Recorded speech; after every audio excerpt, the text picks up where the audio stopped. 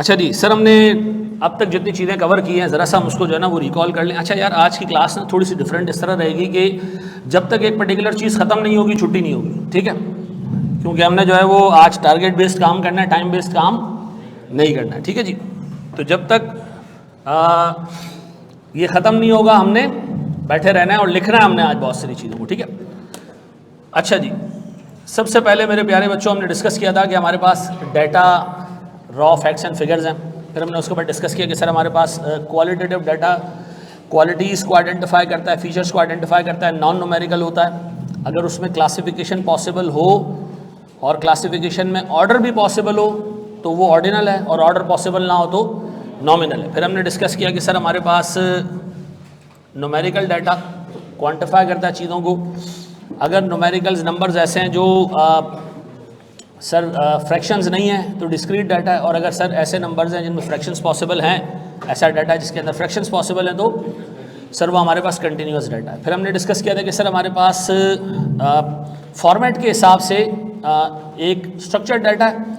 Structured data का मतलब sir जो एक फिक्स्ड प्री डिटरमिन्ड फॉर्मेट में चलता हो, ठीक है जी। फिर हमने सर अनस्ट्रक्चर्ड डाटा को देखा। अनस्ट्रक्चर्ड डाटा में हमने कहा टेक्स्ट, इमेजेस, वीडियोस, ऑडियोज़, इस तरह की चीज़ें जिसमें कोई प्री डिफाइंड स्ट्रक्चर फॉलो नहीं होता। फिर हमने देखा जनाब हमारे पास कुछ ऐसा भी डाटा होता है जिसमें एक पार्ट में स्ट्रक्चर फॉलो हो रहा हो और एक जगह पे स्ट्रक्चर फॉलो ना हो रहा हो, या एक रिजिड स्ट्रक्चर ना हो, ओपन स्ट्रक्चर हो, चीज़ें आपको नज़र आ रही हो लेकिन स्ट्रक्चर रिजिड ना हो। जैसे आपको मैं कहूँ कि जी एक फाइल है जिसमें 5 कॉलम्स हैं, 6ठा कॉलम पॉसिबल नहीं है, उसमें आपने डाटा भरना है, तो मैं कहूँगा ये स्ट्रक्चर्ड डाटा है।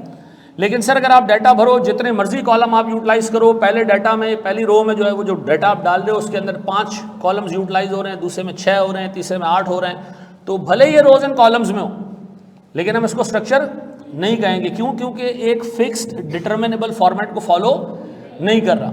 ऐसा आपसे क्विज में एक सवाल पूछा गया था कि जर्सी नंबर, सब ने उस पर कहा यह न्यूमेरिकल डाटा है। मैंने आपको बताया भी था कि यार roll number, Jersey number, accounting number, ये हमारे पास एक डिस्क्रिप्टिव डाटा है, यानी हमारे पास ये क्वालिटेटिव डाटा है, ये क्वांटिटेटिव डाटा नहीं है, भले इसमें नंबर आ रहा है, ठीक है जी।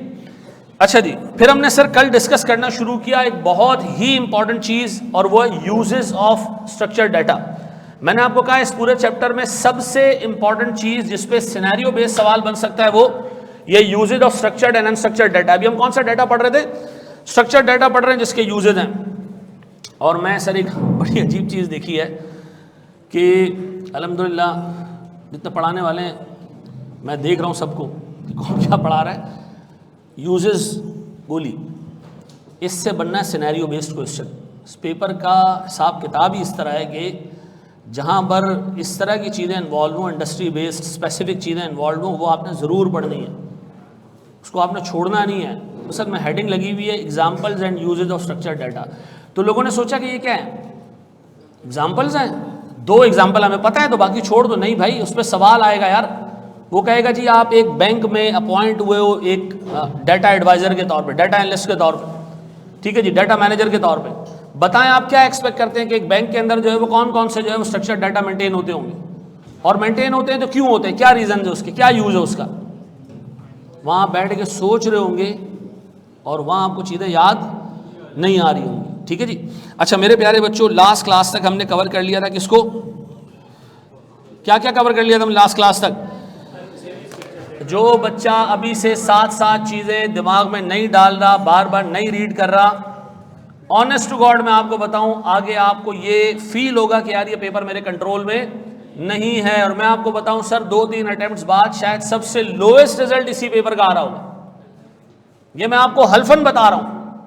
क्योंकि अभी आप जो एरिया पढ़ रहे हो ये आसान एरिया है। अभी आप जब सिस्टम्स के अंदर आओगे, रिस्क मैनेजमेंट के अंदर आओगे, उधर ठीक ठाक टेक्निकल चीजें,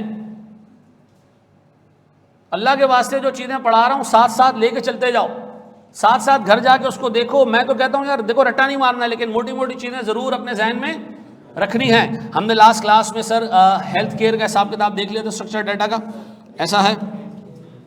अच्छा मैंने ना इस तरह की एक मुकम्मल फाइल ग्रुप पे फ्लोट कर दी है, ठीक है मेरे प्यारे बच्चों, बोर्ड पे देखना, एक एक करके चीज़ें मैं लेके चल रहा हूँ।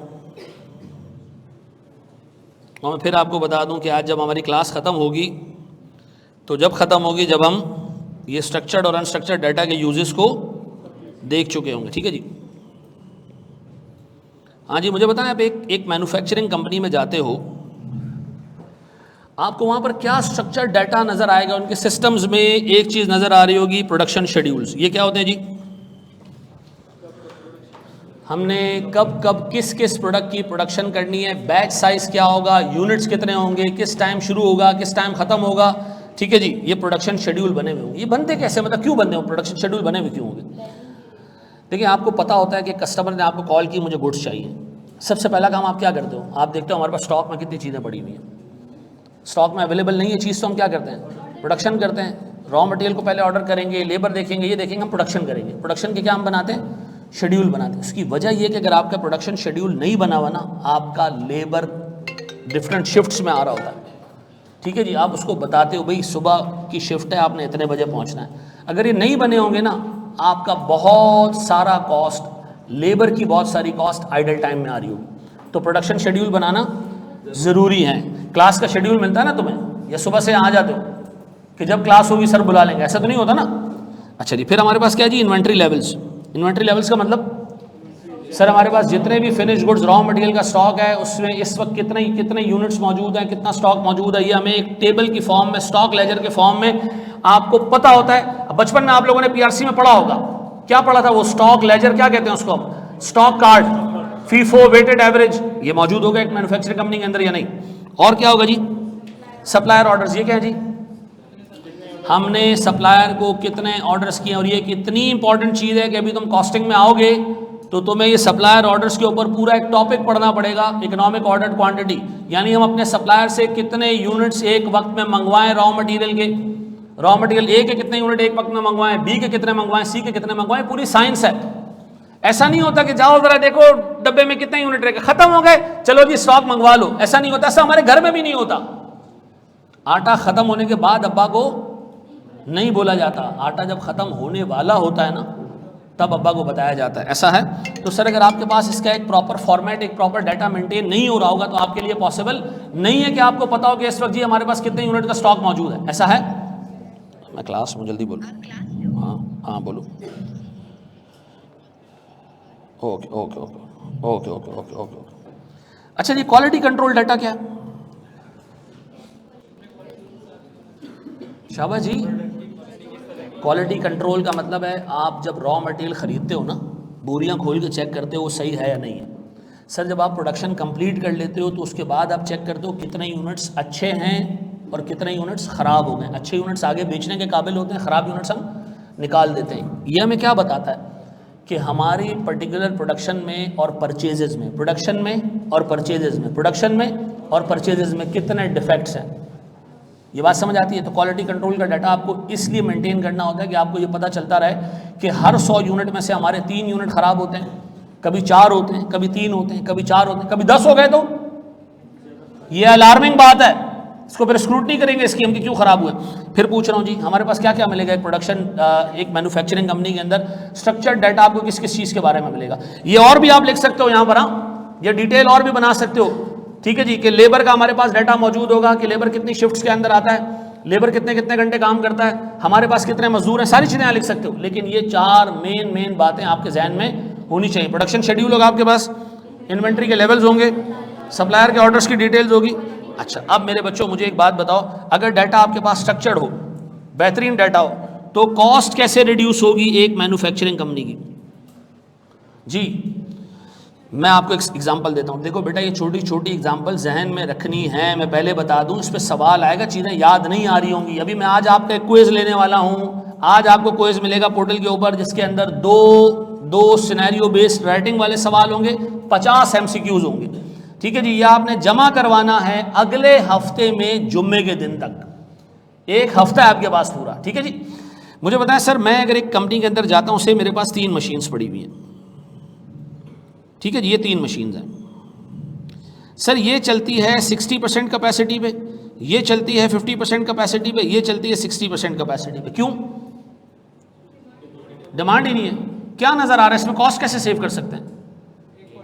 वेरी गुड, एक बेच दो, एक बेच दो भाई, क्योंकि आपके पास टोटल कितने कितने हिसाब किताब बनने, कोई 170 के करीब जो है वो अमाउंट बन रही है। तो यार 170 पे आप ये भी कर सकते हो ना कि दो मशीनों को आप 85% कैपेसिटी पे चलाओ, इसको हटा दो, आपकी इलेक्ट्रिसिटी की कॉस्ट सेव, ठीक है जी, आपके जो है वो किराए की कॉस्ट सेव, 10,000 खर्चे आपके बच जाएंगे, ऐसा है या नहीं? तो सर इसको आप बेच सकते हो, क्या हो जाएगी आपकी कॉस्ट? अगर आपको ये पता ही ना हो कि आपकी कौन सी मशीन कितने % कैपेसिटी पे चलती है, डाटा स्ट्रक्चर आपके पास ना हो, तो आपको ये बात मालूम नहीं हो सकेगी। ऐसा है या नहीं है? आप देखें ARTD में हमने ऊपर का पूरा फ्लोर बंद कर दिया, सिवाय एक लाइब्रेरी का जो चलती है ऊपर। हमारे यहाँ हर क्लास चल रही होती थी, हमने कहा यार फ़ायदा क्या, बैठ के देखो तो सही, इतने AC चल रहे होते हैं, अगर हम सारी चीज़ें नीचे मैनेज कर लें तो हम क्या कर सकते हैं, कॉस्ट रिड्यूस कर सकते हैं। अच्छा जी, गौर से सुनना मेरे प्यारे बच्चों, एक और छोटी सी चीज़। सर मेरे सामने एक मशीन है, इसका मैं नाम दे रहा हूँ मशीन A, एक मशीन है मशीन B, अल्लाह करे सीधी बन जाइए, ये है मशीन C। मशीन A एक यूनिट को प्रोसेस करती है 5 मिनट में, यूनिट कंप्लीट हो जाता है, किसको दे देती है? B उस यूनिट को प्रोसेस करती है 10 मिनट में, और फिर वो किसको दे देती है? C उसको प्रोसेस करती है कितने में? और इसके बाद ये गुड्स चले जाते हैं फिनिश गुड्स में। मुझे बताओ मसला क्या है सेटअप में? मसला है क्या, मसला क्या है? A 5 मिनट में यूनिट कंप्लीट किया जा रहा है, B पे 1 यूनिट कितना टाइम लेगा? तो भाई यहां पर स्टॉक जमा होना शुरू हो जाएगा। ऐसा क्यों? आप A ने 1 यूनिट 5 मिनट में कंप्लीट कर लिया, B को दे दिया, अब A ने अगला यूनिट फिर 5 मिनट में कंप्लीट कर दिया, B मशीन मसरूफ है सब, क्यों? पहला यूनिट ही खत्म नहीं हुआ है, तो यहां स्टॉक पाइल अप होना शुरू हो जाएगा। और फिर इधर B 1 यूनिट 10 मिनट में कंप्लीट करने के बाद C को दे देगा, C उसको कितने मिनट में कंप्लीट कर लेगा? 5 मिनट में, फिर अगले 5 मिनट फारिग है। तो ये आइडल चल रही है, और इधर क्या हो रहा है? स्टॉक पाइल अप हो रहा है। ये डाटा आपको पता चलेगा जब आप अपने प्रोडक्शन को शेड्यूल करेंगे, आपको पता चलेगा कि यार यहाँ पर स्टॉक पाइल अप होता है और ये मशीन आधी कैपेसिटी पे चल रही है। तो मुझे बताओ ये डाटा अगर हमारे पास अवेलेबल हो तो इसमें से हमें करना क्या चाहिए, इसमें हम क्या करें? सर आप मशीन B की एक और कॉपी ले लें, एक और मशीन B ले लें, इससे क्या होगा? 5 मिनट बाद ये 1 यूनिट इधर फेंकेगा, 5 मिनट बाद 1 यूनिट इधर फेंकेगा, क्या होगा जी? अगले 10 मिनट में 2 यूनिट कंप्लीट होकर मिल जाएंगे मशीन C को, और वो अगले 10 मिनट में 2 यूनिट्स को प्रोसेस। तो क्या आप अपने प्रोसेसेस को स्ट्रीमलाइन कर सकते हैं? स्ट्रीमलाइन का मतलब स्मूथ प्रोसेस हो जाएगा हमारा, रुकेगा नहीं कहीं मामला, कहीं स्टॉक पाइल अप नहीं होगा, कहीं आइडल टाइम नहीं आएगा, बिल्कुल मामला बिल्कुल सीधा सीधा हो जाएगा। ऐसा जी मेरा बच्चा बिल्कुल मार्क करेगा भाई। इसके अंदर आपने ऐसी चीज लिखना जो हो, ऐसी चीज नहीं लिखना जो ना हो। आप यहां लिखें जी कंपनी को चाहिए कि अपने ट्रक के टायर चेंज कर दे, नहीं, ये मैं आपको इसलिए बता रहा हूं, देखो यार इस पर केस स्टडी आएगी ना, उस वक्त दिमाग नहीं चल रहा होगा, ये पढ़ा होगा ना आपने क्लास ही की कोई एग्जांपल तो मैं याद आ जाएगी। मेरे लिए बड़ा आसान है, मैं इसका एक हैंडआउट शेयर करूं, मैं कहूं ये इसके यूजेस हैं, इसको याद कर लेना, नहीं याद कर पाओगे, पता ही नहीं होगा रिड्यूस कॉस्ट का मतलब क्या है। मुझे बताएं सर, अगर मेरे प्रोडक्शन शेड्यूल्स इस तरह हैं, गौर से सुनना, एक कस्टमर एक ऑर्डर देता है, क्या करते हैं हम ऑर्डर लेने के बाद? हम उसको चेक करते हैं फिनिश गुड्स के स्टॉक में, ऐसा यही हमारा प्रोसेस होता है। हम उसको कहाँ चेक करते हैं? एक कस्टमर ने कहा मुझे जो है वो कुछ मिसाल के तौर पर मोबाइल चाहिए, हमने चेक किया जी हमारे पास 800 मोबाइल्स अवेलेबल हैं और डिमांड कितनी की है जी? 1000 यूनिट्स की है। क्या करें जी इसके बाद? हम करेंगे ये, हम अपने प्रोडक्शन डिपार्टमेंट को कॉल करेंगे कि जी हमारे पास 200 यूनिट क्या है, शॉर्ट है। प्रोडक्शन डिपार्टमेंट क्या करेगा? मटेरियल को चेक करेगा कि मटेरियल पूरा है या नहीं है। मटेरियल के बाद लेबर को चेक करेगा, लेबर अवेलेबल है या नहीं है। इसके बाद वो क्या बनाएगा? Production schedule. ऐसा प्रोडक्शन शेड्यूल बना के वो इस काबिल होगा कि सब इस कस्टमर को कह सके कि हम यूनिट आपको इतने इतने टाइम में दे पाएंगे। अगर सारी चीज़ें स्टॉक में मौजूद हो तो जल्दी हम बोल सकेंगे कि सर हम आपको 2 दिन में स्टॉक दे देते हैं, और नहीं हो तो हम 4-5 दिन दे देंगे, लेकिन जो टाइम देंगे उस पर गुड्स डिलीवर हो जाएंगी। इसका मतलब है सर अगर हमारे पास डाटा इतना ज़बरदस्त अवेलेबल है कि हमें स्टॉक की पोजीशन का भी पता है, फिनिश गुड्स की, रॉ मटेरियल की स्टॉक की पोजीशन का भी पता है, सप्लायर को ऑर्डर भी दे सकते हैं हम सुकून से, लेबर का भी पता है, तो हम टाइमली डिलीवरी मैनेज कर सकते हैं, ऐसा है। मैं एक चीज़ आपको और बताऊंगा, फिर आपको लिखने के लिए दूंगा। मुझे बताओ, एक चीज़ होती है IoT, ये क्या है? ये है इंटरनेट ऑफ थिंग्स। क्या ये? Internet of things. ये इस तरह की एक डिवाइस होगी, मिसाल के तौर पर, डन। इंटरनेट ऑफ थिंग्स एक डिवाइस होगी, हम जाके इसको अपने प्लांट्स के अंदर इंस्टॉल कर दें। ये करेगा क्या? ये 1 मिलियन चीज़ें उस प्लांट के अंदर नोट करेगा। प्लांट की वाइब्रेशन, ज़्यादा वाइब्रेशन होगी तो ये क्या इंडिकेट करेगा कि प्लांट की वाइब्रेशन ज़्यादा, मशीन ख़राब होने जा रही है, बेरिंग ख़राब हो रहा है इसका। मशीन हीटअप होगी, ये करे। अच्छा, ये डाटा देगा किसको? इसी में डाटा स्टोर नहीं हो रहा होगा, ये हमारे एक क्लाउड पे कंप्यूटर को डाटा फराहम कर रहा होगा। इससे मिलने वाला डाटा स्ट्रक्चर्ड होता है या अनस्ट्रक्चर्ड होता है, सेमी स्ट्रक्चर्ड होता है, किसी भी फॉर्म में हो सकता है। अगर इससे मिलने वाला डाटा टेबुलर फॉर्म में है तो स्ट्रक्चर्ड है। सर, अगर इससे मिलने वाला डाटा लॉग फॉर्म में लाइनें लिखी हुई है खाली, अनस्ट्रक्चर्ड है। और अगर इससे मिलने वाला डाटा ऐसा है जिस पे टाइम स्टैम्प सारी चीज़ें एक एक करके आ रही हैं, वो क्या है जी? सेमी स्ट्रक्चर्ड है। अब मुझे एक बात बताओ, इंटरनेट ऑफ थिंग्स आपको बता रहा है कि जी पिछली दफ़ा हमारी एक मशीन 1000 घंटे चलने के बाद ब्रेक डाउन हो गई थी, उसके बेरिंग चेंज नहीं किया था हमने। अब मुझे बताओ, जब 900 घंटे मशीन चल गई है तो मुझे क्या पता है कि अभी 1000 घंटे पे ये मामला होने वाला है ख़राब, या आपको ये सेंसर बता रहा है कि मशीन में वाइब्रेशन बहुत। तो मुझे एक बात बताओ, क्या आप टूटने का इंतज़ार करेंगे या प्रिडिक्टिव मेंटेनेंस कर लेंगे? प्रिडिक्टिव मेंटेनेंस कर लेंगे, ऐसा है। अब मेरे बच्चों, मुझे फिर एक बात बताओ, कॉस्ट रिड्यूस कैसे होगी? हम अपने पास रिडंडेंट एसिड्स को निकाल सकते हैं अगर हमारे पास डाटा मौजूद हो। सर, जितने प्रोसेसेस में बॉटल नेक्स हैं, बॉटल नेक्स क्या होते हैं?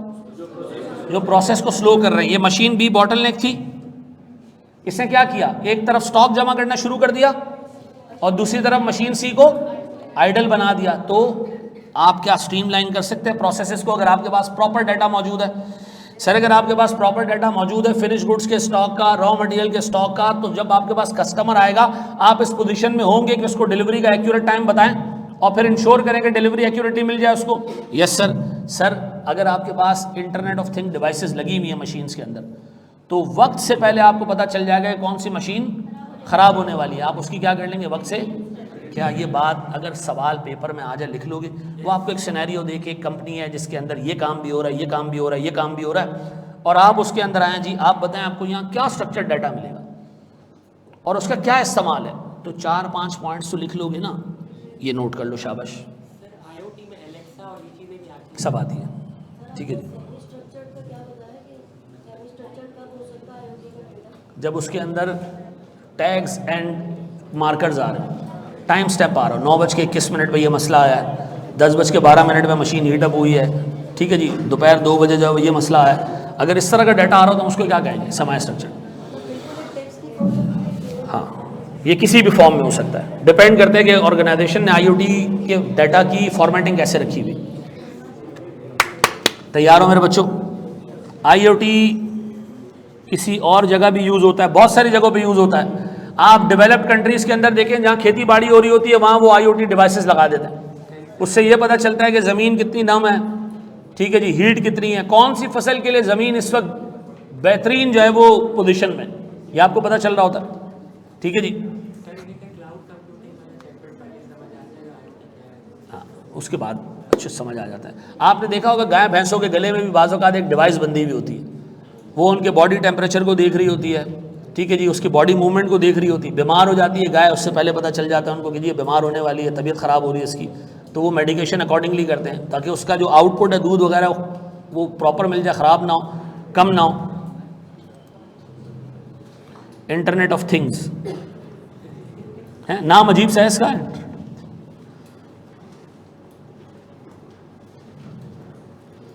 हाँ जी, अभी आपको पता है ना ICC जो है वो बॉल के अंदर एक डिवाइस डालने वाली है ताकि वो उसकी स्पीड को, डायरेक्शन को, स्विंग को मेजर कर सके। ये जो डिवाइस डलेगी क्या है? ये IoT है ना। सही मायनों में पता चलेगा बॉल टप्पा खाने से पहले कितनी स्पीड में आ रही थी, उसके बाद कितनी स्पीड में है, ये सारी चीज़ हैं। स्विंग किधर हो रही है, किसके घर जा रही है, हैं?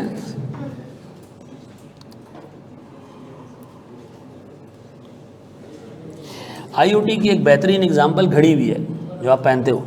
वो आपकी पूरी बॉडी के मूवमेंट्स को, आपकी हार्ट बीट को, सारी चीज़ों को क्या कर रहा है रियल टाइम में। आप यकीन करें, आगा खान की एक ऐप है मेरे मोबाइल में डली हुई है। मैं वो घड़ी पहन के आता हूँ, आज नहीं पहन के आया। वो उस घड़ी से वो आगा खान की डिवाइस कनेक्टेड है, ठीक है जी।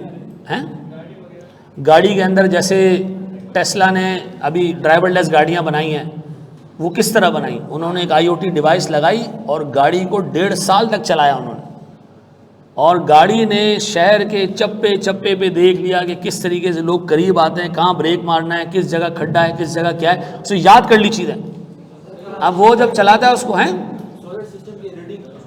सब कुछ है भाई, आगे बढ़ जाओ। क्या चीज़?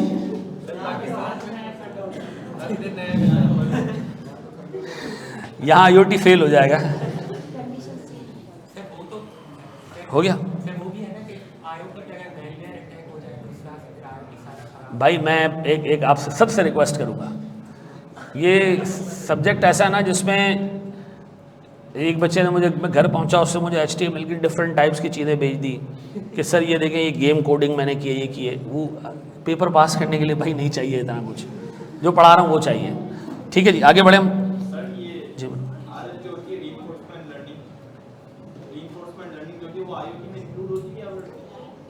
मैं फिर एक रिक्वेस्ट करूँगा, देखो हमारे पास ना एक डिवाइस की फंक्शनैलिटी है जो हमें पता होना चाहिए। उस डिवाइस की बैकिंग पे क्या पड़ा हुआ है। अभी आईओटी के अंदर 10 और चीज़ें आप पढ़ोगे। कुछ आईओटीज़ ऐसे होते हैं जिनके अंदर ही डाटा स्टोर हो रहा होता है, ठीक है जी। कुछ आईओटीज़ ऐसे होते हैं जो डाटा क्लाउड में भेज रहा होता है, ठीक है जी। कुछ आईओटी के अंदर रियल टाइम इंफॉर्मेशन जो है वो सिस्टम्स में जा रही होती है, कुछ में घंटे घंटे बाद जाती है। ओ भाई 1 बिलियन चीज़ें इसके अंदर। मेरी रिक्वेस्ट क्या रहेगी, फोकस उतना रखो जितना सिलेबस में है। आगे बढ़े हम। मैं भी सवाल पूछूंगा, नहीं आएगा ना तो अच्छा नहीं होगा, मैं फिर रिपीट कर दूं। प्यारे भाई, मैं पूरे के पूरे कोर्स में किताब में एक लाइन पे काम करूंगा। अगर मसला है आपको, मार्केट में बहुत सारे लोग बैठे हुए हैं, आप उनसे पढ़ लें, लेकिन यहाँ बैठे हो यार, कम से कम अल्लाह के वास्ते ये सारी चीज़ें याद करनी है, ठीक है, जो मैं समझा रहा हूँ। आगे बढ़े हम, बढ़ जाएं एक स्टेप। अच्छा जी, एक बात बताओ, लॉजिस्टिक कंपनीज क्या होती हैं? हैं जैसे आपके जहन में एक ही कंपनी का नाम आएगा, किसी कोरियर कंपनी का, ऐसा? जबकि ऐसा नहीं है। मैं एक्सप्लेन कर रहा हूँ, रुक जाओ। और आपकी किताब में जो लॉजिस्टिक कंपनीज का जिक्र है ना, वो किस चीज़ का है? बोर्ड पे देखो मेरे प्यारे भाई, अल्लाह के वास्ते पहले सुन लो। देखिए, एक मैन्युफैक्चरर है और ये सेलर भी है। ये गुड्स मैन्युफैक्चर करता है, बेचता भी है, ठीक है जी। पूरे पाकिस्तान में डिफरेंट शहरों में बेचता है, ठीक है जी। कराची में भी बेचता है, इस्लामाबाद में भी बेचता है, लाहौर में भी बेचता है और मुल्तान में भी बेचता है। मिसाल दे रहा हूँ सर। इसके लिए गुड्स यहाँ से ले जाके डिफरेंट शहरों में पहुँचाना, फिर डिफरेंट जगहों से रॉ मटेरियल ख़रीद के हमारे पास लेकर आना। मैन्युफैक्चरिंग कंपनी तंग आ गई है काम देख देख के। उससे कहा मेरा पूरा सप्लाई चेन मैनेज होना चाहिए एक थर्ड पार्टी की तरफ से, मैं फोकस कर सकूं मैंने बनाना क्या है। ट्रक आ रहा है, ट्रक जा रहा है, मैं यही मैनेज करता रहूंगा तो हो गया काम।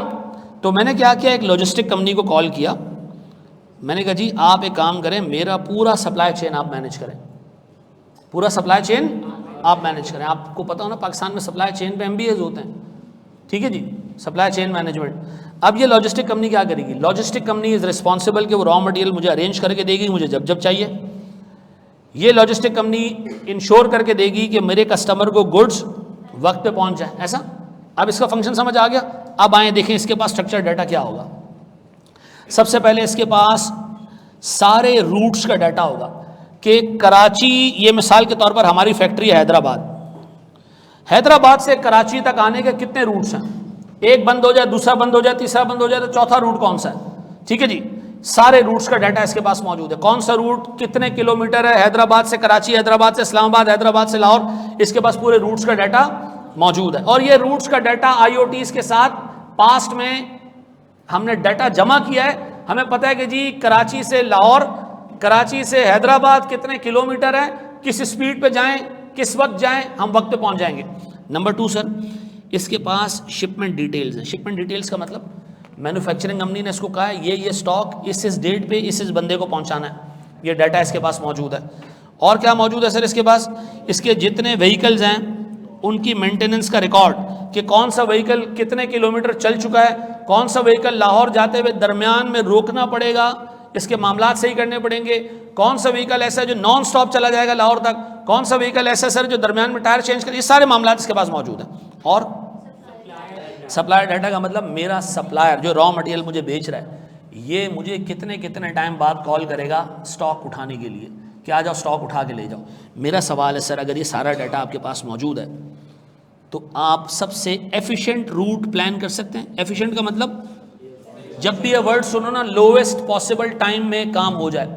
ये सर अगर आप देख रहे हैं कि जी एक रूट पे हम लगातार कराची से लाहौर तक एक चीज़ बेचते हैं, ठीक है, हम उस पर जो है वो रूट यूज़ करते हैं, और उस रूट में हमें मसला ये होता है कि डिलीवरी लेट हो रही है कंटिन्यूसली, पिछले 5-6 दिन से हम देख रहे हैं, क्या करना चाहिए हमें, रूट चेंज कर देना चाहिए। तो एफिशिएंट रूट प्लान कर सकते हैं क्योंकि आपके पास सारे रूट्स का डाटा मौजूद है, मल्टीपल ऑल्टरनेटिव्स मौजूद हैं आपके पास। फिर मैनेज इन्वेंट्री, इसका क्या मतलब है सर, जितने भी हमारे वेयर हाउसेज हैं इसमें कितना स्टॉक पड़ा हुआ है, ये मैन्युफैक्चरिंग कंपनी के पास भी ये डाटा मौजूद है और लॉजिस्टिक कंपनी के पास भी मौजूद है। ये क्या करेगा, अगर किसी जगह पे ओवर स्टॉकिंग हो गई है तो निकाल के उसको किसी ऐसी जगह पहुंचा देगा जहां स्टॉक कम है। ये सारा स्टॉक मैनेज करना, वेयर हाउस की मैनेजमेंट किसकी जिम्मेदारी है, ये लॉजिस्टिक कंपनी की जिम्मेदारी। मैन्युफैक्चरिंग कंपनी की जिम्मेदारी क्या होती है इसमें सर, सिर्फ गुड्स प्रोड्यूस करना बस। रॉ मटेरियल कहाँ से आएगा, कहाँ जाएगा, फिनिश गुड्स, ये हमारा लेना देना नहीं है, ठीक है जी। अच्छा, फिर मॉनिटर सप्लायर्स परफॉर्मेंस, क्या मतलब सर, ये चूंकि रॉ मटेरियल मंगवाने के लिए भी खुद जिम्मेदार है, तो ये देखेगा कि ओवर द पीरियड हमारे कौन से सप्लायर हमें वक्त पे सामान देते हैं और कौन से हमें डिले करके सामान देते हैं। और ये क्या करेगा, अकॉर्डिंगली सप्लायर भी परफॉर्मेंस की बेसिस पे सेलेक्ट करके मैन्युफैक्चरिंग कंपनी को बताएगा कि जी ये सप्लायर देखिए लेट करता है इसलिए आपकी अल्टीमेट डिलीवरी लेट हो जाती है, तो हम इसको क्या करना चाह रहे हैं, चेंज करना चाह रहे हैं। सप्लायर सिलेक्शन की जिम्मेदारी किसकी होती है, मैनेजमेंट की यानी मैन्युफैक्चरिंग कंपनी की या सप्लाई चेन वाले की, इसकी लॉजिस्टिक, दोनों की होती है, दोनों मिलकर करते हैं क्योंकि इसके अंदर कॉस्ट इन्वॉल्व है। एक सप्लायर बहुत जल्दी सामान दे देगा लेकिन महंगा देगा, एक देर से देगा लेकिन, तो ये दोनों मिलकर डिसाइड करते हैं कि हमें किस पर्टिकुलर सप्लायर को इंगेज करना चाहिए। फिर सर इंश्योर टाइमली डिलीवरी, सीधी सी बात है भाई, अगर एक लॉजिस्टिक कंपनी का काम ही है कि उसके पास रूट्स का भी डाटा मौजूद है, दिन रात उसके ट्रक चल रहे हैं, तो वो बेस्ट पोजीशन में आपके स्टॉक को वक्त पे पहुंचाने में, क्योंकि वो एक्सपर्ट है इस चीज़ के अंदर, ऐसा है। अब बताओ सर, ये 4 से 5 चीज़ें जहन में रहेंगी अगर वो एक लॉजिस्टिक कंपनी के डिटेल आपसे पूछ ले, हैं क्या मिलना चाहिए लॉजिस्टिक कंपनी के अंदर, शिपमेंट के शेड्यूल होने चाहिए, ठीक है जी, और क्या होना चाहिए, वेयर हाउस का डाटा होगा इसके अंदर, डिलीवरी के रूट्स होंगे सर, व्हीकल का मेंटेनेंस का डाटा होगा, रॉ मटेरियल कहाँ से मंगवाना है उन सप्लायर्स की लिस्ट होगी। ये लिस्ट आप अपनी मर्जी से जितनी बड़ी करना चाहें कर लें। अगर आपको रिक्वायरमेंट सर 5 नंबर के सवाल की है, 2-3 लिख के आगे बढ़ जाएं, 10 नंबर का सवाल है 5-6 लिख दें इसके अंदर, कर लोगे मैनेज। लेकिन अगर ये डिस्कस ही ना हुआ हो ना, तो वहाँ लॉजिस्टिक कंपनी का कॉन्सेप्ट ही नहीं पता होता लोगों को। अभी आपसे मैंने पूछा लॉजिस्टिक कंपनी क्या होती है, आपने कहा TCS, ये वो लॉजिस्टिक कंपनी नहीं है, कर लोगे मैनेज, ये छापो सर, शाबाश।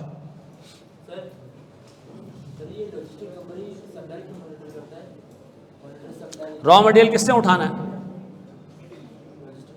तो वो देखेगा ना कि पिछले 5 दफा हमने इस बंदे से सामान मंगवाया, कभी भी वक्त पे नहीं दिया इसने, ठीक है ना। बता रहा हूं, आईफोन पहले इसको कॉपी कर लो।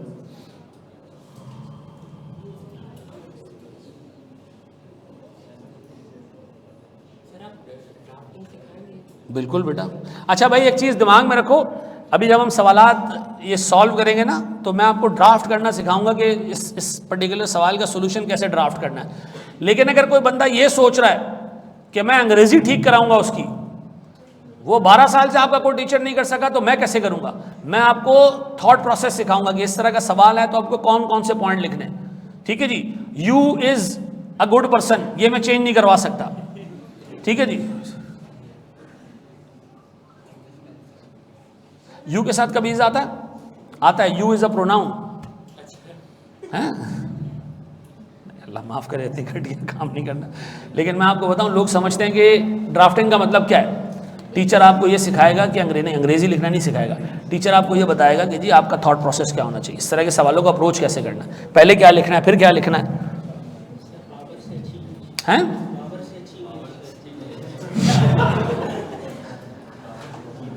बाबर आएगा बेटा, अब तुम देखना है इंशाल्लाह। मेरी दुआ अल्लाह करे पाकिस्तान फाइनल जीते, लेकिन इसके बावजूद भी इनको निकाल दें, ठीक है ना?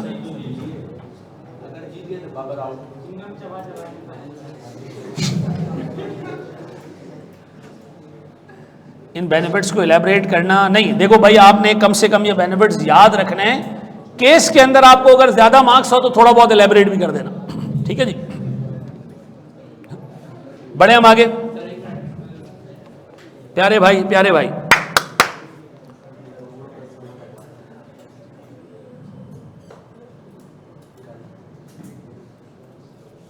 हो गया जी लॉजिस्टिक कंपनी का हिसाब किताब।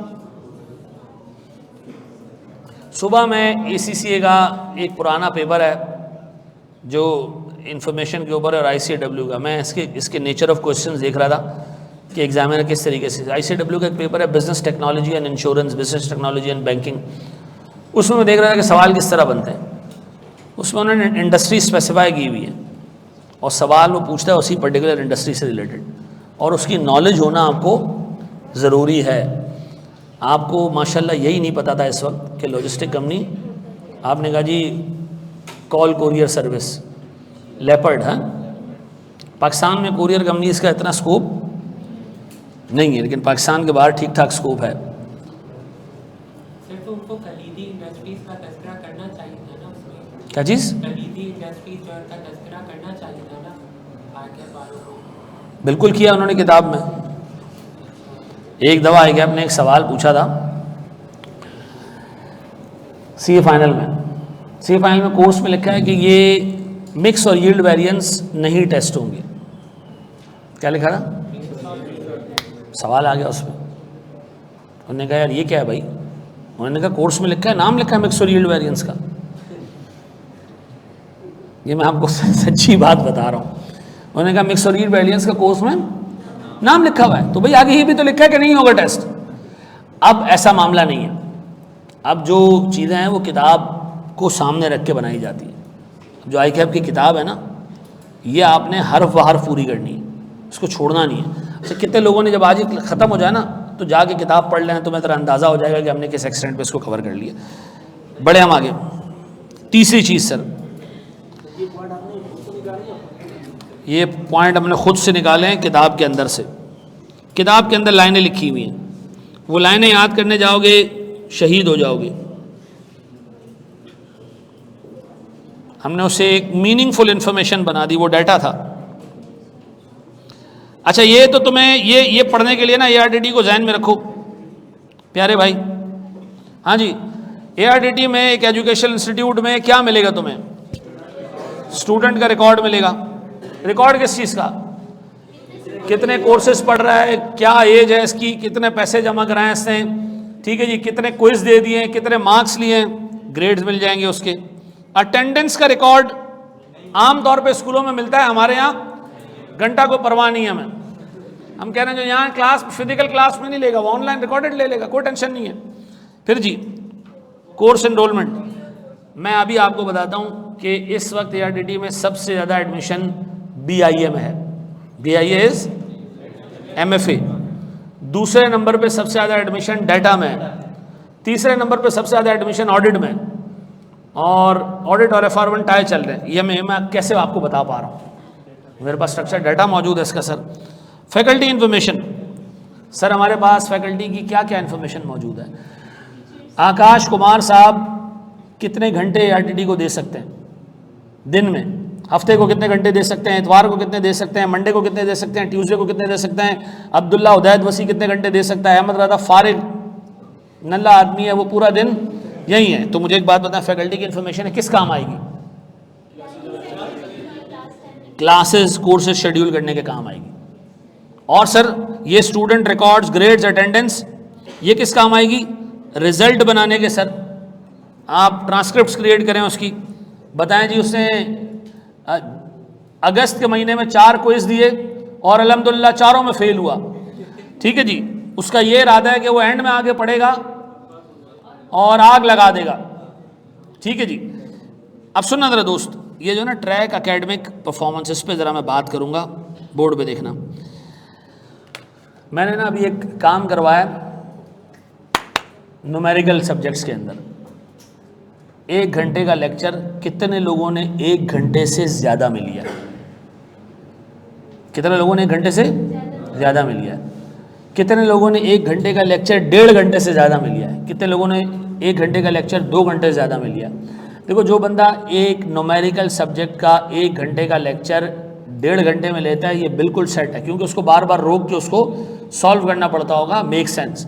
लेकिन अगर एक बंदा 1 घंटे का लेक्चर 3 घंटे में ले रहा है ना, इसका मतलब उसको कुछ चीज़ें समझ नहीं आ रही हैं और वो बार बार उसको रिपीट कर रहा है, बार बार रिपीट कर रहा है, बार बार समझने की कोशिश कर रहा है। दिस इंडिकेट्स कि उस पर्टिकुलर टॉपिक में अहमद रजा एक्स्ट्रा प्रैक्टिस मटेरियल डालो, ताकि बच्चा उसको क्या करे, बार बार प्रैक्टिस करे, एक्सपर्ट हो जाए उसका।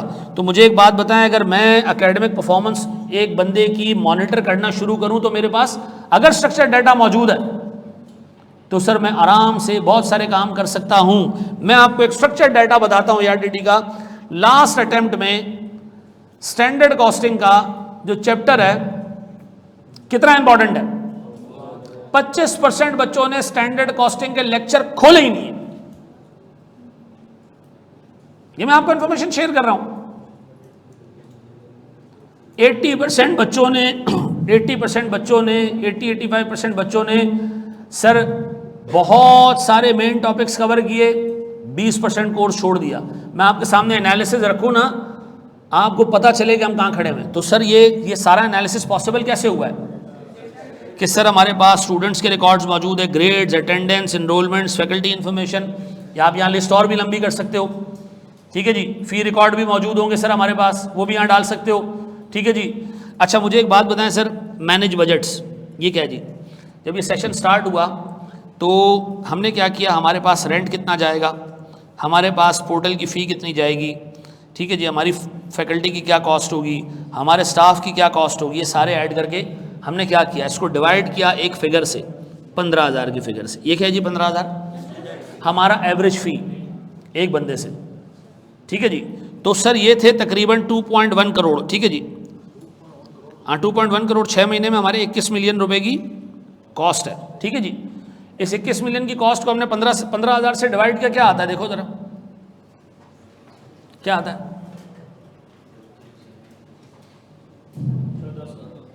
1400 स्टूडेंट पे ARTT का ब्रेक इवन आ जाएगा। 1400 स्टूडेंट पे ARTT का ब्रेक इवन आ जाएगा। 1400 इंशाल्लाह डेटा में पूरे कर देंगे।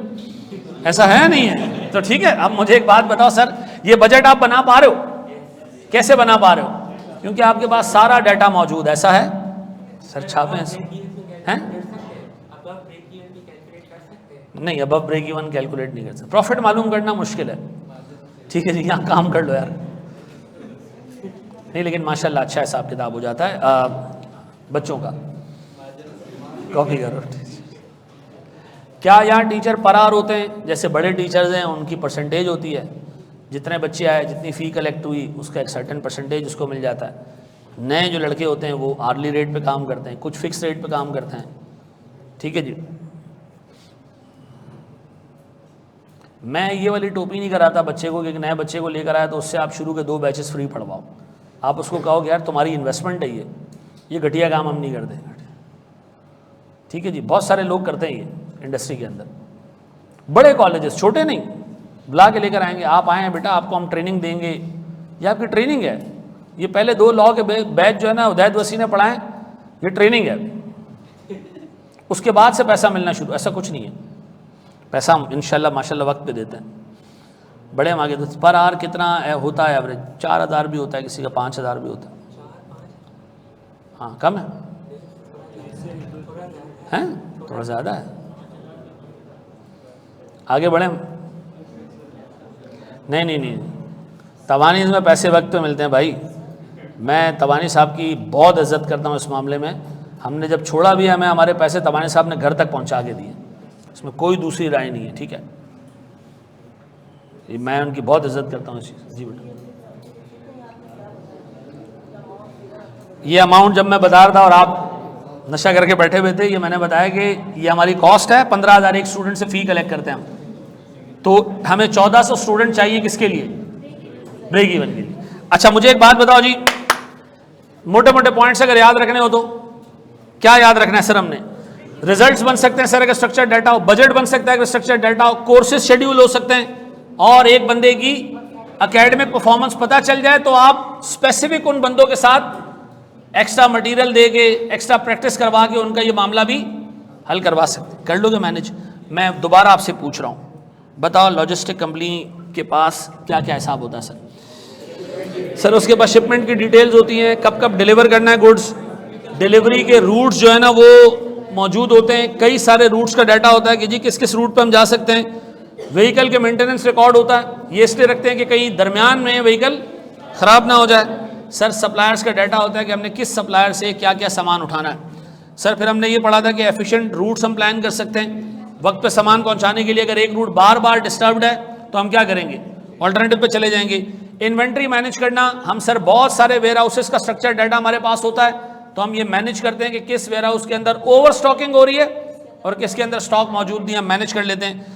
सप्लायर की परफॉर्मेंस मॉनिटर करते हैं कि कौन सा सप्लायर वक्त पे सामान दे रहा है, कौन सा नहीं दे रहा। और सर अगर हमारे पास इतनी सारी लॉजिस्टिक्स की इंफॉर्मेशन मौजूद है, रूट्स की भी, डाटा की भी, सप्लायर्स की भी, तो सर हम आराम से अपने कस्टमर को वक्त पे सामान बेच सकते हैं। ये याद रहेगा।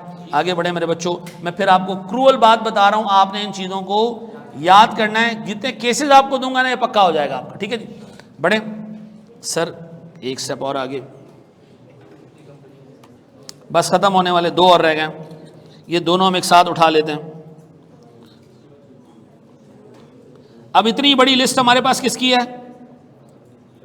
अनस्ट्रक्चर्ड की है। आपने मॉडल पेपर देखा है? मॉडल पेपर में उसने एक सवाल पूछा है, फलां जो टेक्नोलॉजी है क्लाउड कंप्यूटिंग की, बताएं वो मार्केट में कौन कौन सी कंपनीज ऑफर कर रही हैं। अब वो तो लोग ऐसे ही छोड़ देते हैं कि मैं ये याद करके जाऊंगा गूगल ड्राइव है और वन ड्राइव है, सवाल पूछ लिया उसने। तो अगर आपने कोई चीज़ छोड़ी ना पेपर के अंदर ये सोच के कि ये नहीं आएगी, तो क्वेश्चन नंबर 1 उसी का होगा, ठीक है जी? अच्छा जी, गवर्नमेंट के पास क्या क्या डाटा होता है? सर सिटीजन रिकॉर्ड उसको मिल जाते कहाँ से? सर ब्यूरो ऑफ स्टैटिस्टिक्स से, कि कितने लोग पैदा हो चुके हैं, कितने मर चुके हैं, कितने बाकी हैं, लोगों का बैलेंस आ रहा होता है इसके पास। किस इलाके में कितने लोग हैं, कौन सा इलाका डेंसली पॉपुलेटेड है, कौन सा सर लेस पॉपुलेटेड है। टैक्स का डाटा इसके पास कहाँ से मिल जाता है इसको? सर FBR से मिल जाता है इसको, सिंध रेवेन्यू बोर्ड से मिल जाता है, पंजाब रेवेन्यू अथॉरिटी से मिल जाता है। सर हर किस्म के टैक्सेस का डाटा गवर्नमेंट के पास होता है, स्ट्रक्चर्ड डाटा।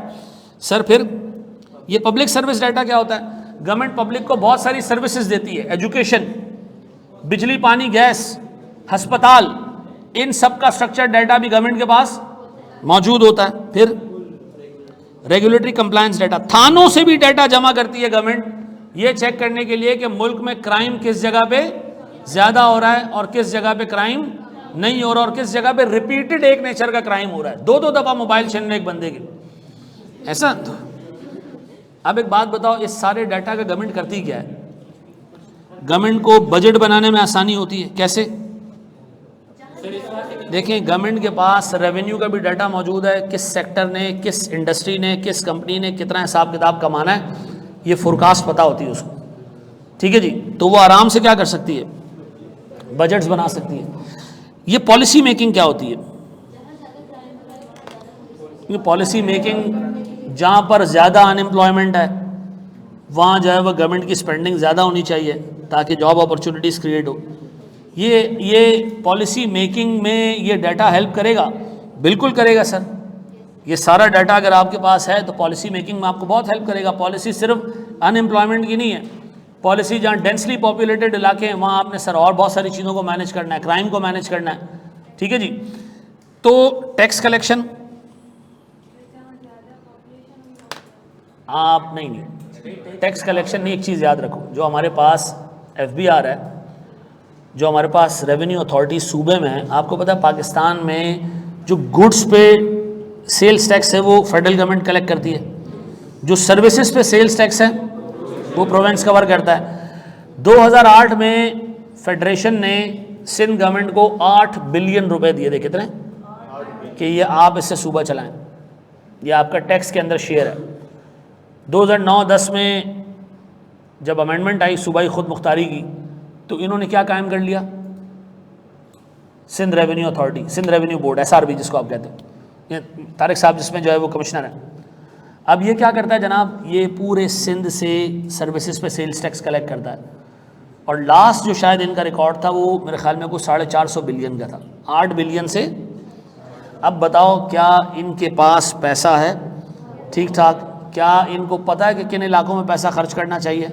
हाँ सर। क्या इनको पता है कि इनके पास जेब में पैसा है कितना? सर टैक्स की कलेक्शन भी पता है, पॉलिसी मेकिंग के लिए भी इनको सारा हिसाब किताब पता है। सर फिर लॉ इन्फोर्समेंट, जहाँ क्राइम ज़्यादा हो रहा है सर, वो आइडेंटिफाई हो जाएंगे वो एरिया, उसमें आप क्या कर सकते हैं सर? लॉ इन्फोर्स करवा सकते हैं। ठीक है जी। इस पर्टिकुलर इलाके में सबसे ज़्यादा चोरी ये पीछे गली में होती है। यहाँ रात को आप देख के गुजरा करें, क्योंकि सीधी ये पीछे वाली गली में जो बराबर में जितने थाने, शाम में जो पुलिस वाले घर जा रहे होते हैं तो ड्यूटी करते हुए जाते हैं। ठीक है ना? तो आप ज़रा देखभाल के जाइएगा। ठीक है जी। हैं होने दे, मैंने थाने का नाम लिया, खत्म, आगे बढ़ो दोस्त। मैं एक दफ़ा जिस बंदे से लूटा था ना, तो मुझे 100% यकीन था कि ये पुलिस वाला है। उसकी वजह ये कि वो जिस बाइक पे आया था, वो बाइक पे पीछे पुलिस का वो लगा हुआ था। ठीक है ना? उसने ये तक गवारा नहीं किया कि मैं ये बाइक खड़ी करके कोई दूसरी उठा लूँ। ठीक है जी। वो आया और उसकी लैंग्वेज से भी लग रहा था कि पुलिस वाला है। ठीक, ले गया। एक चोर ने भी लूटा था मुझे, मोबाइल वापस करके गया वो, क्योंकि मोबाइल पे रबड़ बंधा हुआ था और मैं उस वक्त एक कंपनी का CFO था। वो दे गया, गरीब आदमी समझ के दे गया। मैंने समझा कि चमाट मार मारेगा, वो भी नहीं मारी। सर पब्लिक हेल्थ मैनेजमेंट सबसे अच्छी पंजाब की है। पंजाब की गवर्नमेंट को पता है कि किस पर्टिकुलर इलाके में डेंगू के इस वक्त कितने मरीज हैं। ये कैसे बताया उसको? डाटा है उसके पास सर अस्पतालों का। ठीक है जी। तो वो क्या कर सकता है सर? हेल्थ को आराम से अच्छे से मैनेज कर सकता है। मुझे बताएं बजट कैसे बनेंगे? आपके पास रेवेन्यू का डाटा है, लोगों का डाटा है, एक्सपेंसेस का डाटा है, तो आप आराम से बजट बना सकते हैं। आपके पास सर अगर आवाम का डाटा है, इलाकों का डाटा है, कितने लोग अनएम्प्लॉयड हैं, कितने एम्प्लॉयड है किस इलाके में, पॉलिसी मेकिंग कर सकते हैं आप उनके लिए। टैक्स कलेक्शन का सारा डाटा सारी अथॉरिटीज आपको रिपोर्ट करती हैं। आपको ये पता होता है कि मुल्क में इस साल कितना टैक्स कलेक्ट होगा। ठीक है जी। सर लॉ इन्फोर्समेंट, आपको सर पूरी क्राइम रिपोर्ट मिल रही होती है कि किस इलाके में, किस जगह पे, किस नेचर का क्राइम बढ़ रहा है। आप उसको सर क्या कर सकते हैं? सदेबाप कर सकते हैं उसका। Public health management, sir overall government अस्पतालों का सारा डाटा आपके पास आ रहा होता है। आपको ये पता चल रहा होता है कि कौन सी बीमारी किस इलाके में क्रीप अप कर रही है और उसके लिए में क्या हिसाब किताब करने चाहिए। ये एक बोर एरिया है, लेकिन सवाल आएगा और वो अगर आपको आता होगा तो पेपर में आप मुस्कुरा रहे होंगे। वो भी डाल दें भाई, क्या इसके अंदर हम ये डाटा लिख सकते हैं डिस्ट्रीब्यूशन ऑफ वेल्थ का, कि मुल्क के अंदर कितने लोग गरीब हैं, कितने अमीर हैं, कितने बहुत अमीर हैं, कितने बहुत ही ज़्यादा अमीर हैं। ऐसा है। रिसोर्स एलोकेशन का आप हिसाब किताब कर सकते हो कि मुल्क में आने वाला पानी जो दरियाओं से आता है, किस इलाके को, किस एरिया को कितना डिस्ट्रीब्यूट किया जाता है, किस क्रॉप के लिए। ये आप 1000 चीज़ें लिख सकते हो, लेकिन 1000 चीज़ें आने के लिए कम से कम ये तो पता होना चाहिए कि लॉजिस्टिक कंपनी काम क्या करती है। ऐसा है या नहीं है जी? गवर्नमेंट के पास देखो, गवर्नमेंट के पास बेटा प्राइवेट सेक्टर का डाटा बहुत सारी जगहों का होता है। आप जो अपने फाइनेंशियल स्टेटमेंट जमा कराते हो ना SCB में, ये भी एक डाटा है जो आप किसको सरेंडर कर रहे हो? गवर्नमेंट ऑफ पाकिस्तान को। स्टेट बैंक तमाम बैंकों से उनकी ट्रांजैक्शंस का डाटा कलेक्ट कर रहा होता है। ठीक है जी। SECP तमाम कंपनी से डिफरेंट स्टेजेस के ऊपर डिफरेंट नेचर का डाटा कलेक्ट कर रहा होता है। तो बहुत कम ऐसी इंफॉर्मेशन होगी, बिजनेस सीक्रेट्स होंगे जो शायद गवर्नमेंट को नहीं पता हो, लेकिन जो डाटा पब्लिक एट लार्ज को हिट करता है वो सारे डाटा गवर्नमेंट के पास मौजूद होते हैं। ठीक है जी। अच्छा जी। सर इंश्योरेंस कंपनीज का जरा हिसाब किताब सुन लो। ये एक ऐसी चीज़ है जो तुम्हारे कोर्स में डाल के निकाल दी गई है। इंश्योरेंस कंपनी के साइबर सिक्योरिटी रूल्स तुम्हारे कोर्स में थे, वो बाद में निकाल दिए गए, तो उसको ज़रा समझ लो इंश्योरेंस कंपनी का काम क्या होता है। क्या करती है एक इंश्योरेंस कंपनी जी, एक बंदा है सर जो एक पॉलिसी लेता है इंश्योरेंस की, इसको मैं पॉलिसी होल्डर कह दूं, ठीक है जी। एक इंश्योरेंस कंपनी है, ठीक है जी, एक अस्पताल है, एक हमारे पास जो है ना वो वर्कशॉप है। गौर से सुनना, मुझे एक बात बताएं, इंश्योरेंस कंपनी के पास क्या क्या डाटा होगा? इस तरह के पॉलिसी होल्डर्स की डिटेल्स, कितने लोगों ने पॉलिसीज खरीदी हैं, उनकी एज क्या है, उनका हेल्थ रिकॉर्ड क्या है, बीमार है सही है, उनका ड्राइविंग रिकॉर्ड क्या कहता है, कितने एक्सीडेंट आज तक किए हैं, कितनी क्लीन चलाई है गाड़ी, ये सारा डाटा पॉलिसी होल्डर का किसके पास मौजूद होता है? इंश्योरेंस कंपनी के पास। और क्या मौजूद होता है जी? क्लेम्स, पास्ट में कितने पॉलिसी होल्डर्स ने क्लेम्स लॉन्च किए हैं कि जी मेरी गाड़ी टूट गई है, गाड़ी खराब हो गई है, गाड़ी चोरी हो गई है, मैं बीमार हो गया हूं, मेरे यहाँ औलाद हुई है, ये सारा डाटा क्लेम्स की फॉर्म में किसके पास मौजूद है? और क्या होगा? और क्या मौजूद होगा सर? और क्या मौजूद होगा? प्रीमियम्स, किससे हमने कितना पैसा कलेक्ट किया। प्रीमियम क्या होता है? जो हम पॉलिसी होल्डर से लेते हैं। आप गाड़ी इंश्योर कराते हो ना, आप गाड़ी, आप किसी मिसाल के तौर पर 2 करोड़ की, वो आपसे 3%, यानी 3% कितना होता है 2 करोड़ का, 6 लाख रुपए का सालाना इंश्योरेंस ले लेगा, ठीक है जी। ये क्या प्रीमियम, फायदा क्या है इसके अंदर? गाड़ी चोरी हो गई, टूट गई, फूट गई, तबाह हो गई, आपको पैसे मिल जाएंगे, ऐसा। तो जो पैसे मिलना है वो क्लेम है, और प्रीमियम क्या है? जो आप पे करते हो। तो इंश्योरेंस कंपनी का तो बेड़ा गर्क हो जाता होगा, प्रीमियम इतना छोटा है और क्लेम इतनी बड़ी अमाउंट का, ऐसा है। तो इसका मतलब ये है कि भाई ये रिस्क भी असेस करके चल रहा होता है कि किसको हमने पॉलिसी देनी है, किसको नहीं देनी है। एक बंदा है सर 96 साल का, वो अपनी लाइफ इंश्योरेंस करवाने आया है, बचा ही क्या है उसके अंदर है, तो वो क्या करेगा? उसको मना कर देगा।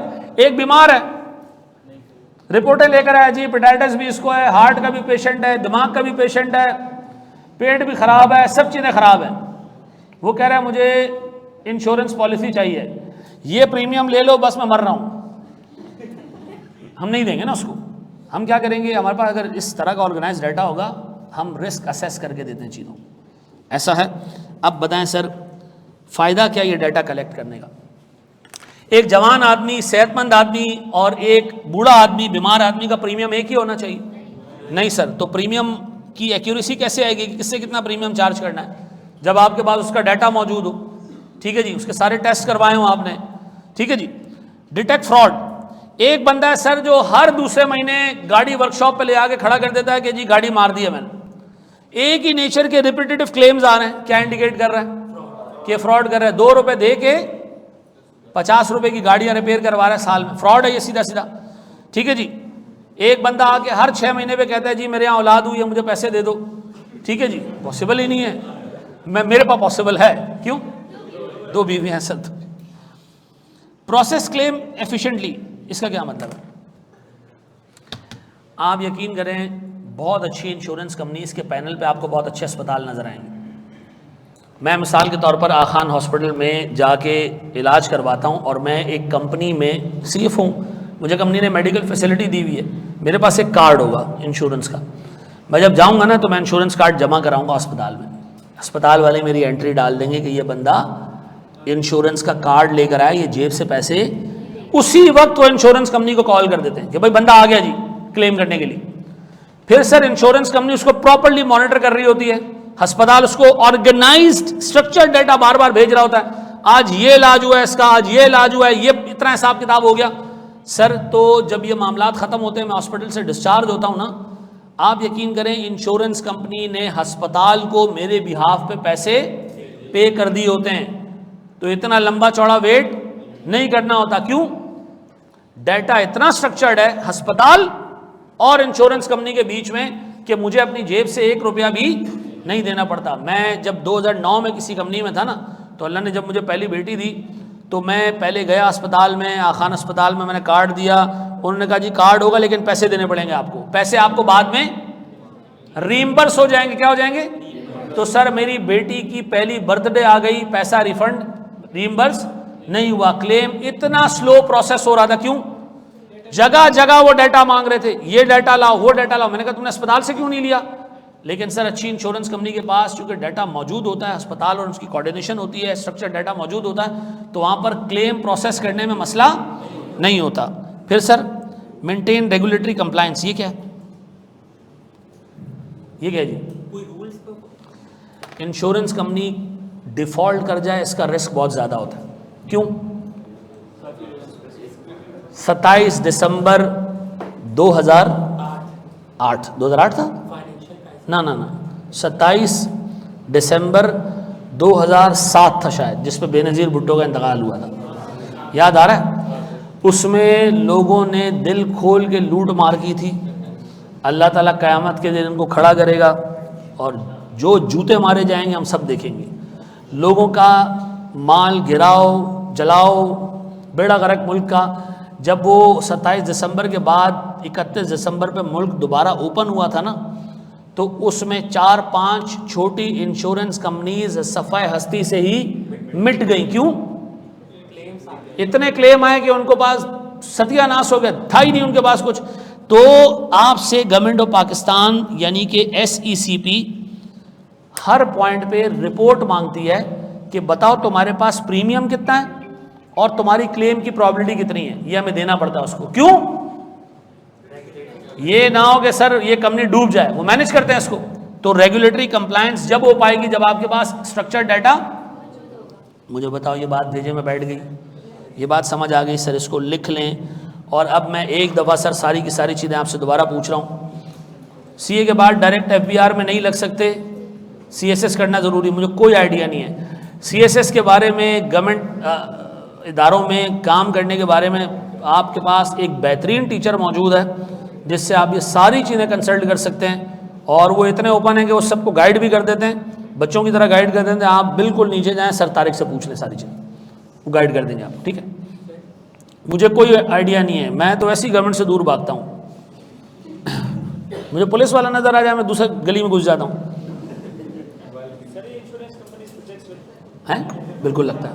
सर वो आपने वो पढ़ा था फाइनेंशियल क्राइसिस जो लेमन ब्रदर्स की इंश्योरेंस कंपनी तबाह हो गई? मैं लेमन ग्रुप को की पूरी क्राइसिस का पता है मुझे।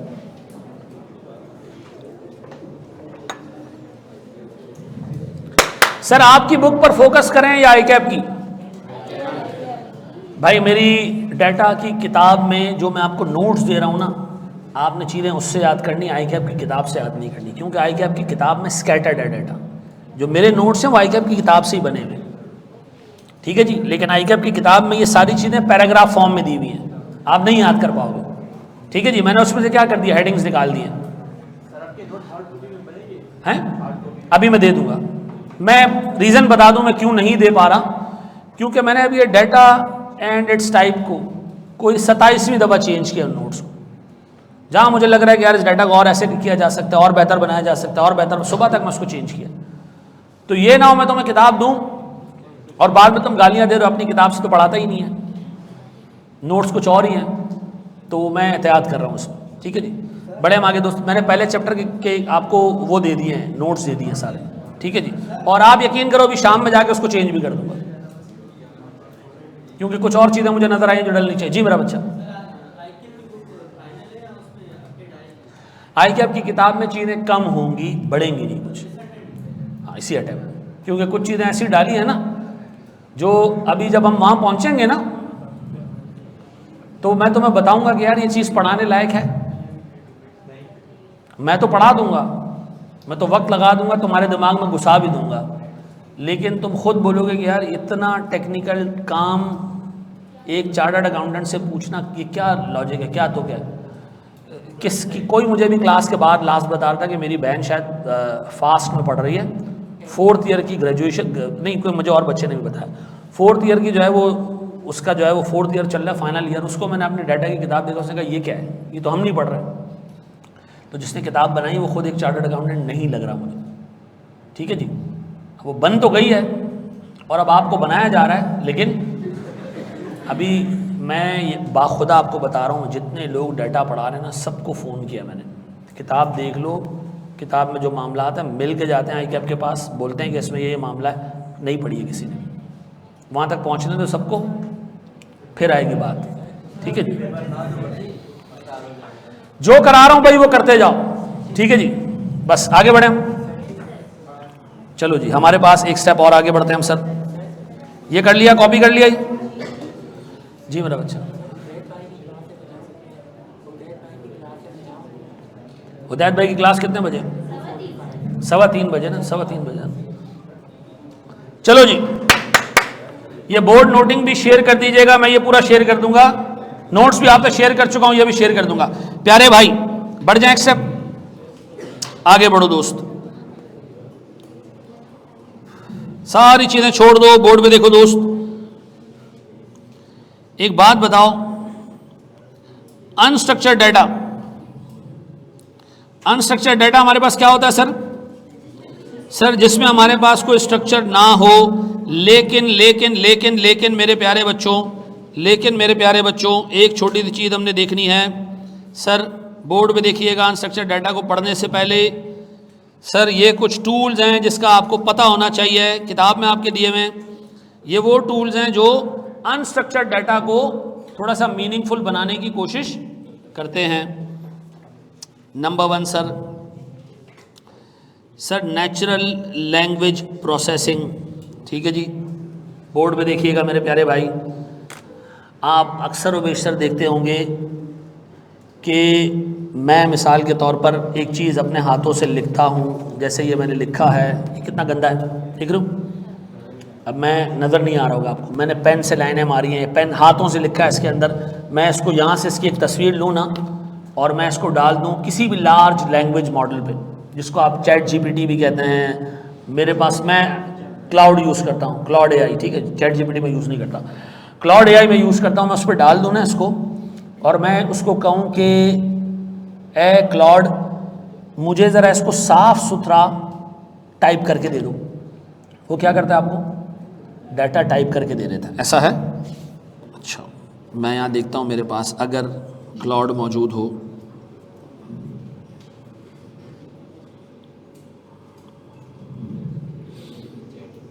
ये चैट जीपीटी है, क्लाउड मेरे पास इसमें नहीं है, इस पर मेरा डाटा नहीं आ रहा होगा। ये देखो ये आ रहा है, ये मैंने इसको एक डाटा दिया था तस्वीर खींच के, इससे मुझे क्या किया, उसको रीटाइप करके दे दिया। मैंने इसको कमांड क्या कही कि मुझे क्या करके दो, रीटाइप करके, इससे मुझे रीटाइप करके दे दिया। ऐसे कई सारी चीज़ें होंगी जो मुझे यहाँ मिल जाएगी, ठीक है जी, जिसमें मैंने क्या किया होगा, क्या मांगा होगा कि ये डाटा लो और मुझे क्या करके दे दो, रीटाइप करके दे दो।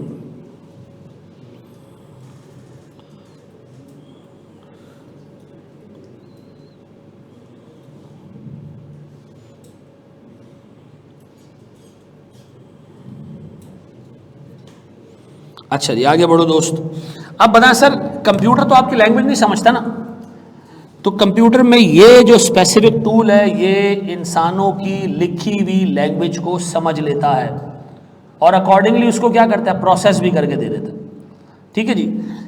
अगर मैं काम करूं, मैं जाके यूट्यूब से या अपनी फेसबुक के पेज से कमेंट्स उठा लूं लोगों के सारे के सारे, और मैं इसी तरह चैट जीपीटी पे या क्लाउड एआई पे डाल दूं और उसको कहूं कि मुझे सेंटिमेंट एनालिसिस करके दे दो, क्या करके दे दो, तो वो इतने सारे अनस्ट्रक्चर्ड डाटा को क्लासिफाई कर देगा 2 हिस्सों में, 3 हिस्सों में, कि ये लोग सेटिस्फाइड हैं, पॉजिटिव कमेंट कर रहे हैं, वो सेंटिमेंट देखेगा, ठीक है जी, ये लोग भाई बुरे कमेंट्स कर रहे हैं, गालियां दे रहे हैं, और भाई ये लोग न्यूट्रल हैं, कह रहे हैं कि यार देखेंगे, वक्त बताएगा कि अच्छा जा रहा है बुरा जा रहा है। तो मुझे एक बात बताएं सर, टेक्स्ट माइनिंग क्या चीज़ है, सेंटिमेंट एनालिसिस क्या चीज़ है सर? टेक्स्ट फॉर्म में रिटन ओपिनियंस जो होते हैं उनको क्लासिफाई करना, ये अच्छे हैं, ये बुरे हैं, ये न्यूट्रल हैं।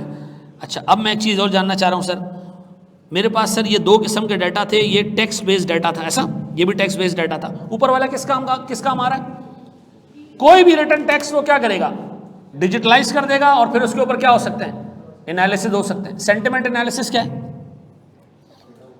ओपिनियंस को क्लासिफाई करना, ठीक है जी। फिर सर मेरे पास कुछ ऑडियो डाटा पड़ा हुआ, उसको मैं क्या कर सकता हूं सर, स्पीच रिकग्निशन टूल्स हैं, जैसे हमारे पास टर्बोस्क्राइब है, मैं इसको यूज़ करता हूँ। मैं YouTube से एक वीडियो उठाता हूँ, उसकी आवाज़ निकाल लेता हूँ और उस पर डाल देता हूँ। वो पूरे के पूरे लेक्चर को जो उस बंदे ने बोला होता है ना, वो लिख के दे देता है मुझे।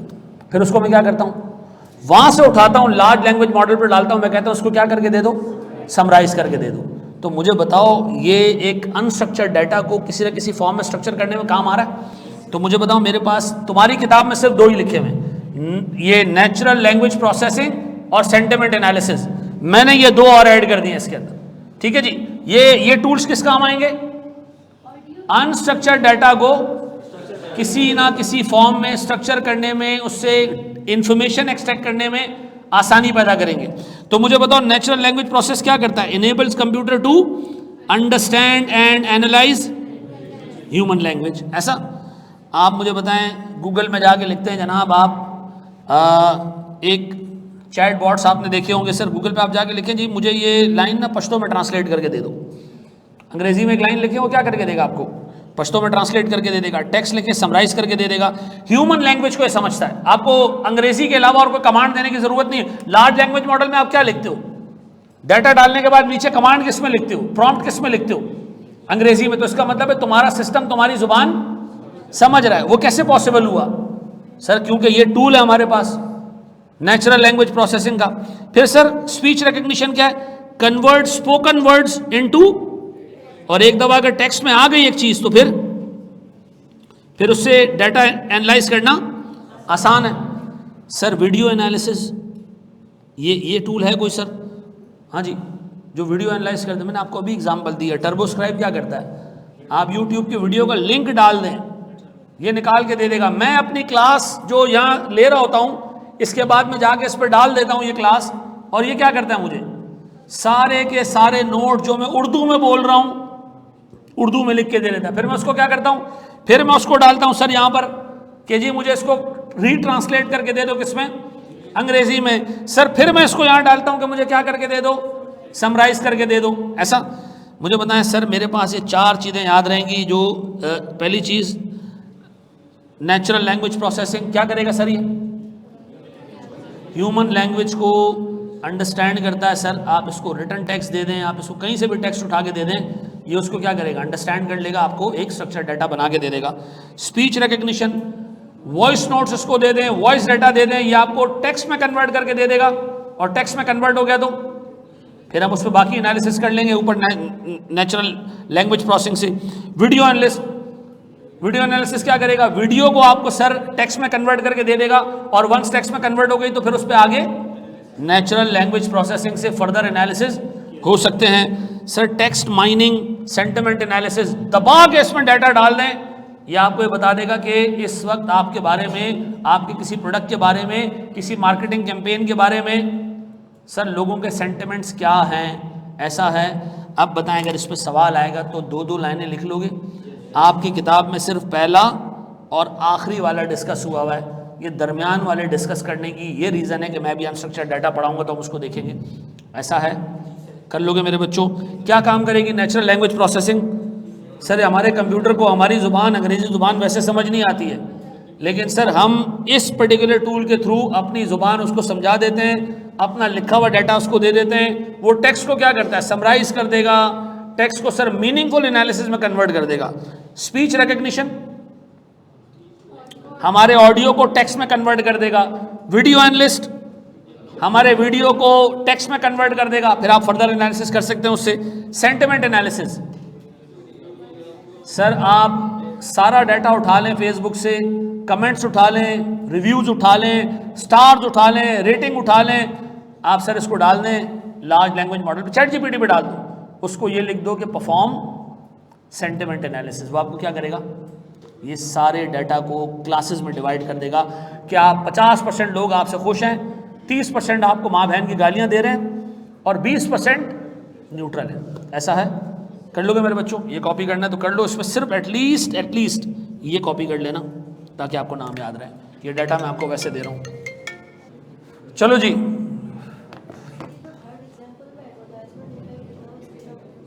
क्या चीज़?